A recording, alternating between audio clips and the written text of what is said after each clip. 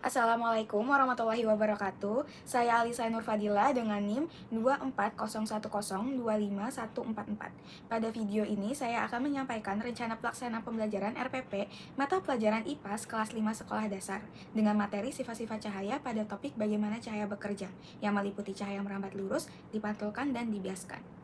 Dimulai dengan rencana pelaksanaan pembelajaran dengan topik bagaimana cahaya bekerja, kelas 5 semester genap, alokasi waktu 2 kali 45 menit. Model pembelajarannya IBL yaitu Inquiry Based Learning, pendekatannya saintifik 5M, mengamati, menanya, mengumpulkan informasi, menalar, dan mengomunikasikan. Capaian pembelajarannya yaitu peserta didik mampu mengidentifikasi dan menjelaskan sifat-sifat cahaya, merambat lurus, dipantulkan, dan dibiaskan melalui kegiatan percobaan dan pengamatan, serta menyimpulkan perubahan arah cahaya pada setiap kondisi secara runtut dan benar. Tujuan pembelajarannya, yang pertama menjelaskan bahwa cahaya merambat lurus melalui percobaan dengan karton berlubang. Yang kedua, menjelaskan bahwa cahaya dapat dipantulkan, berubah arah ketika mengenai permukaan yang mengkilap seperti cermin. Yang ketiga, menjelaskan bahwa cahaya dapat dibiaskan ketika melewati air sehingga benda di dalam air terlihat bengkok. Yang keempat, melakukan rangkaian percobaan atau eksperimen secara berkesinambungan untuk membuktikan ketiga sifat cahaya. Yang kelima, menggambar diagram jalur cahaya yang menunjukkan perambatan lurus, pemantulan, dan pembiasan. Yang keenam, menyajikan hasil pengamatan dalam bentuk laporan tertulis. Yang ketujuh, mengaitkan fenomena cahaya dengan kebesaran Allah Subhanahu wa Ta'ala sebagai pencipta cahaya dan alam semesta. Yang kedelapan, menampilkan sikap reflektif, kolaboratif, dan antusias dalam kegiatan percobaan dan diskusi kelompok. Profil pelajar Pancasilanya ada beriman, bertakwa kepada Tuhan Yang Maha Esa, dan berakhlak mulia, bernalar kritis, kreatif, mandiri, dan gotong royong. Selanjutnya, ada implementasi dalam pembelajaran, yaitu model pembelajaran IBL, di mana siswa mencari tahu sendiri konsep sifat cahaya melalui rangkaian eksperimen atau percobaan. Guru tidak langsung memberi jawaban, tetapi memandu agar siswa mengajukan pertanyaan, mencoba, dan menemukan konsepnya. Selanjutnya, implementasi dalam pembelajaran yaitu pendekatan saintifik, di mana aktivitas pembelajarannya ini mengikuti proses ilmiah. Siswa mengamati fenomena cahaya dalam kehidupan sehari-hari, menanya tentang fenomena yang terjadi, mengumpulkan informasi dengan melakukan percobaan, menalar berdasarkan fakta atau data, dan mengomunikasikan hasil dalam bentuk laporan presentasi. Alat dan bahan yang digunakan yaitu 3 lembar karton tebal dengan lubang diameter 1 cm di tengah, senter, cermin datar, gelas bening berisi air, serta pensil. Sumber belajarnya ada buku IPAS kelas 5, bahan ajar berupa PPT atau PowerPoint, lingkungan sekitar seperti sinar matahari, cermin, dan air. Selanjutnya, kita masuk ke langkah-langkah pembelajaran IBL dan pendekatan saintifik. Langkah 1, pemberian rangsangan, di mana guru menyapa siswa dan mengondisikan kelas. Guru menyampaikan tujuan pembelajaran hari ini, guru melakukan demonstrasi sebagai rangsangan. Yang pertama, guru menyalakan senter dalam ruangan dan menunjukkan berkah cahaya yang lurus. Setelah itu, guru bertanya, bagaimana anak-anak cahaya bergerak dari senter ke dinding? Jawaban yang diharapkan, cahaya bergerak lurus seperti garis, Bu. Yang kedua, memantulkan cahaya senter ke dinding menggunakan cermin. Guru bertanya, apa yang terjadi anak-anak ketika cahaya mengenai cermin? Jawaban yang diharapkan, cahaya berubah arah atau memantul, Bu. Yang ketiga, guru memasukkan pensil ke dalam gelas berisi air dan menunjukkan bahwa pensil terlihat bengkok atau patah. Guru bertanya, mengapa pensil terlihat bengkok di dalam air anak-anak? Jawaban yang diharapkan, karena cahaya berubah arah saat masuk ke air, Bu. Selanjutnya, guru bertanya, apa saja sih cahaya di sekitar kita? Lalu, siswa berbagi pengalamannya tentang cahaya di sekitar mereka. Yang pertama, pengalaman melihat bayangan di cermin. Yang kedua, pengalaman melihat ikan di akuarium atau kolam. Yang ketiga, pengalaman melihat sinar matahari masuk melalui jendela.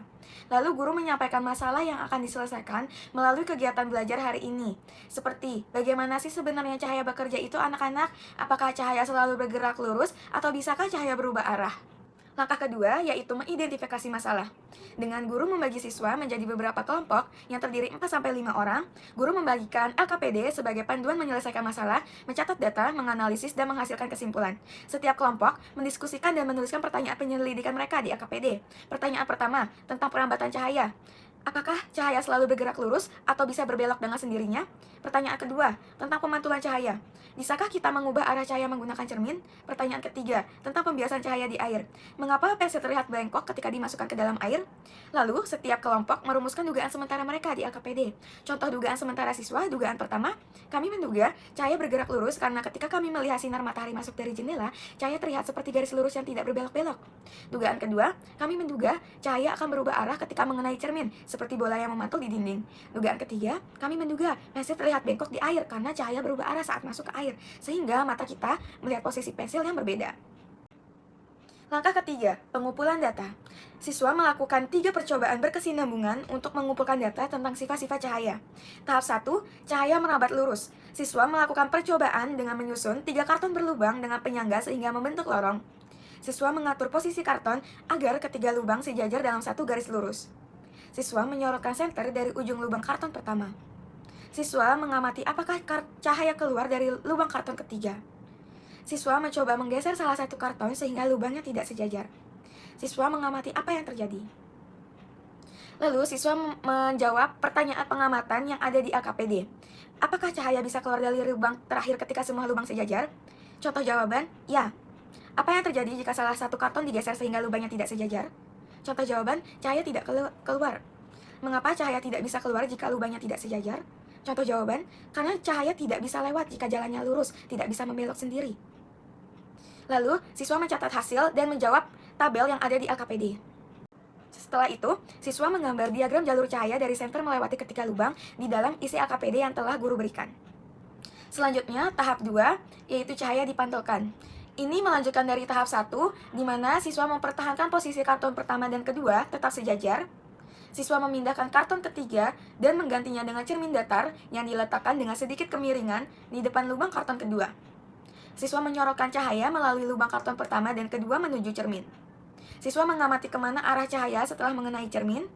Siswa mencoba mengubah posisi kemiringan cermin dan mengamati perubahan arah cahaya. Selanjutnya, siswa menjawab pertanyaan pengamatan yang ada di LKPD, yaitu setelah mengamati cermin, cahaya memantul ke arah mana? Contoh jawaban, ke arah yang berlawanan atau sesuai sudut pantul. Apakah arah pantulan berubah saat cermin digerakkan? Contoh jawaban, ya berubah. Kenapa cahaya bisa berubah? Contoh jawaban, karena terkena permukaan cermin yang memantulkan cahaya. Lalu, siswa mencatat hasilnya dengan menjawab tabel yang ada di LKPD. Lalu, siswa menggambar diagram jalur cahaya yang berisi sumber cahaya melewati lubang, mengenai cermin, dipantulkan ke arah baru di dalam isi LKPD yang telah guru berikan. Selanjutnya, tahap 3, cahaya dibiaskan di air. Ini melanjutkan dari tahap 2, di mana siswa tetap menggunakan cermin untuk memantulkan cahaya. Siswa meletakkan gelas berisi air di jalur cahaya yang dipantulkan cermin. Siswa memasukkan sedotan berwarna ke dalam gelas berisi air. Siswa mengamati dari samping. Bagaimana penampakan sedotan? Apakah terlihat bengkok atau patah? Bagaimana jalur cahaya ketika melewati gelas berisi air? Siswa membandingkan penangkapan sedotan di udara tanpa air dan di dalam air. Lalu, siswa menjawab pertanyaan pengamatan yang ada di LKPD berupa bagaimana sih penangkapan sedotan di dalam air jika dilihat dari samping? Contoh jawaban, sedotan terlihat seperti patah atau bengkok di bagian yang terendam air. Mengapa sedotan terlihat berbeda di dalam air? Contoh jawaban, karena cahaya berubah arah saat melewati air, sehingga mata kita melihat posisi sedotan tidak sesuai aslinya. Apa yang terjadi pada cahaya ketika melewati air? Contoh jawaban, cahaya dibelokkan atau dibiaskan ketika berpindah dari udara ke air. Lalu, siswa mencatat hasil dan menjawab tabel yang ada di LKPD, serta siswa menggambar diagram sedotan di dalam gelas air dan menunjukkan bagaimana sedotan terlihat bengkok di dalam isi LKPD yang telah guru berikan. Langkah 4, pengolahan data. Di mana guru memfasilitasi diskusi kelompok untuk mengolah data yang telah dilakukan. Guru bertanya, apa hubungan antara ketiga percobaan yang telah kalian lakukan? Contoh jawaban, ketiga percobaan menunjukkan cara cahaya bekerja. Pertama, cahaya bergerak lurus. Kedua, cahaya bisa berubah arah jika mengenai cermin. Ketiga, cahaya juga bisa berubah arah jika melewati air. Jadi, cahaya bisa berubah arah tetapi tidak dengan sendirinya. Perlu ada sesuatu seperti cermin atau air. Pertanyaan kedua, apa perbedaan antara cahaya yang dipantulkan cermin dan cahaya yang dibelokkan atau dibiaskan di air? Contoh jawaban, jika cahaya mengenai cermin, cahaya akan memantul dan tidak masuk ke dalam cermin. Tapi jika cahaya mengenai air, cahaya akan masuk ke dalam air, lalu berubah arah menjadi dibelokkan. Jadi, cermin memantulkan cahaya, sedangkan air membelokkan cahaya. Pertanyaan ketiga, mengapa kita perlu tahu tentang sifat-sifat cahaya? Contoh jawaban, kita perlu tahu karena cahaya ada di mana-mana dalam kehidupan kita. Kita bisa menggunakan cermin untuk melihat bayangan kita bisa mengerti mengapa kolam terlihat lebih dangkal, kita juga bisa lebih hati-hati saat melihat benda di dalam air. Selanjutnya, siswa harus menjawab serta menuliskan hubungan hasil percobaan yang telah dilakukan dengan fenomena sehari-hari di LKPD.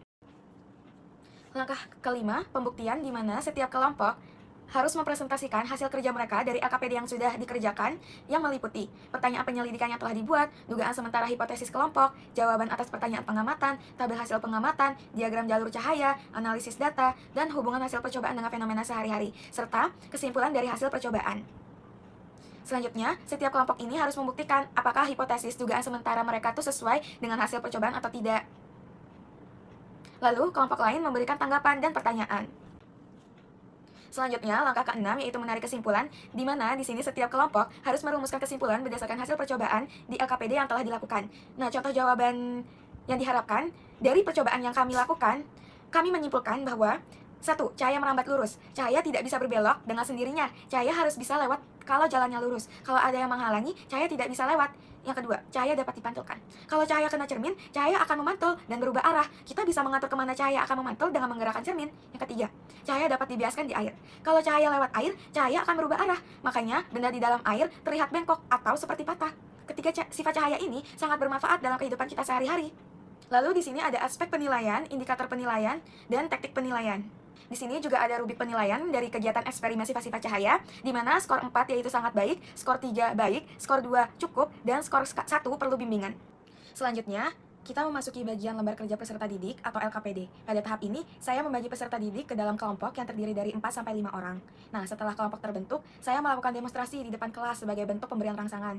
Nah, demonstrasi yang saya lakukan meliputi menyalakan senter dalam ruangan untuk menunjukkan bahwa cahaya merambat lurus, memantulkan cahaya senter ke dinding, menggunakan cermin, serta memasukkan pensil ke dalam gelas berisi air untuk menunjukkan bahwa pensil terlihat bengkok atau patah. Nah, peserta didik kemudian mengamati dengan seksama demonstrasi yang telah saya lakukan. Setelah kegiatan mengamati, saya mengarahkan nih peserta didik untuk menuliskan hasil pengamatan mereka pada LKPD. Selanjutnya, peserta didik saya minta untuk menyusun pertanyaan penyelidikan berdasarkan hasil pengamatan tersebut. Nah, pertanyaannya ini nantinya akan mereka jawab melalui kegiatan percobaan. Terus setelah menyusun pertanyaan penyelidikan, peserta didik juga diminta untuk menuliskan hipotesis atau dugaan sementara pada LKPD terkait sifat-sifat cahaya yang sedang dipelajari. Setelah itu, peserta didik mulai melakukan percobaan pertama sesuai dengan petunjuk yang terdapat pada LKPD. Nah, pada setiap percobaan, peserta didik ini diminta untuk menjawab pertanyaan pengamatan, mengisi tabel hasil pengamatan, serta membuat gambar diagram jalur cahaya. Kegiatan tersebut dilakukan secara berurutan hingga percobaan kedua dan percobaan ketiga, sehingga peserta didik dapat membuktikan bahwa cahaya merambat lurus, dapat dipantulkan, dan dapat dibiaskan. Terus setelah seluruh percobaan selesai dilakukan, peserta didik diminta untuk menjawab 3 pertanyaan analisis hasil percobaan yang terdapat pada LKPD. Selanjutnya, peserta didik juga diminta untuk mengisi tabel yang menghubungkan hasil percobaan dengan fenomena dalam kehidupan sehari-hari, seperti penggunaan cermin dan benda yang terlihat bengkok di dalam air. Setelah itu, seluruh kegiatan pada LKPD selesai, masing-masing kelompok ini mempresentasikan hasil diskusi dan percobaan yang telah mereka lakukan di depan kelas. Terus pada tahap berikutnya, peserta didik ini melakukan verifikasi hipotesis, yaitu dengan menjawab pertanyaan apakah dugaan kalian terbukti pada LKPD berdasarkan hasil percobaan yang telah dilakukan tadi. Nah, sebagai tahap akhir, peserta didik ini menarik kesimpulan dengan menuliskan pada LKPD mengenai sifat-sifat cahaya yang telah dipelajari hari ini. Nah, di sini juga ada bahan ajar berupa PowerPoint yang telah saya siapkan. Demikian pemaparan rencana pelaksana pembelajaran dan lembar kerja peserta didik pada materi sifat-sifat cahaya dengan topik bagaimana cahaya bekerja. Terima kasih atas perhatiannya Pak Diki, semoga pembelajaran yang saya rancang dapat memberikan manfaat. Wabillahi taufiq walhidayah, wassalamualaikum warahmatullahi wabarakatuh.